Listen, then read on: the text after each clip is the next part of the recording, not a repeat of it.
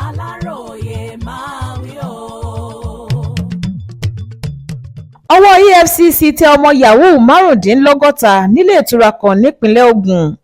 Níṣe ló dàbí ìgbà tí àgbẹ̀ ọlọ́gbìn ìrẹsì bá ṣe ìkórè oko rẹ̀ lọ́pọ̀ yanturu nígbà tí àwọn ọ̀tẹlẹ̀múyẹ́ àjọ tó ń gbógun ti ìwà ìbàjẹ́ Economic and Financial Crimes Commission EFCC ya wọ ibùba àwọn oníjìbìtì ẹ̀dá tí wọ́n ń pè ní Yahoo tí wọ́n sì kó afurasí ọ̀daràn márùndínlọ́gọ́ta níbẹ̀ lẹ́ẹ̀kan ṣoṣo.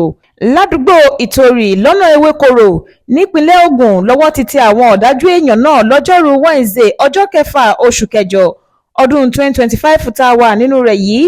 Ìbọn ìléwọ́ méjì pẹ̀lú àwọn nǹkan ìjà olóró mìíràn làláròyé gbọ́ wípé wọ́n ká mọ́ díẹ̀ nínú àwọn èèyàn náà lọ́wọ́ níbi tí wọ́n ti ń ṣe fàájì lọ́wọ́ tí wọ́n sì ń náwó bíi ẹlẹ́dà nílé ìtura kan tí wọ́n ń pè ní K Hotel nílùú Ìtòrì. Níbẹ̀ làwọn agbófinró lọ ká àwọn èèyàn náà mọ́ lálẹ́ ọjọ́ yìí tí wọ́n sì kó ṣẹ́kẹ́ṣẹkẹ̀ sí wọn lọ́wọ́.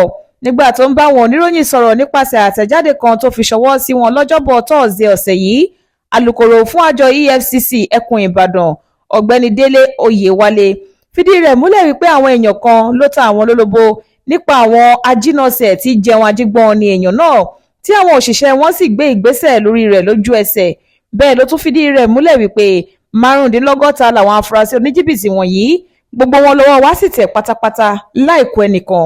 Orúkọ díẹ̀ nínú wọn ni Ògúnníyì Olúwaṣeun, Babalọlá Ibrahim, Dàda Kọ̀wíyù, Kúnlé Àjàyí, Rufai Suleiman, Babájídé Shedrack, Olóyèdè Toyib, Monday Joseph, Akínbọ̀dé Babátúndé, Oyèdípẹ̀ Michael, Adékúnlé Jeremiah, Mustapha Muhyiddin, Mike Ọ̀pẹyẹmí, Baálẹ̀ Àbáyọ̀mí, Odùkọ̀yà Samuel.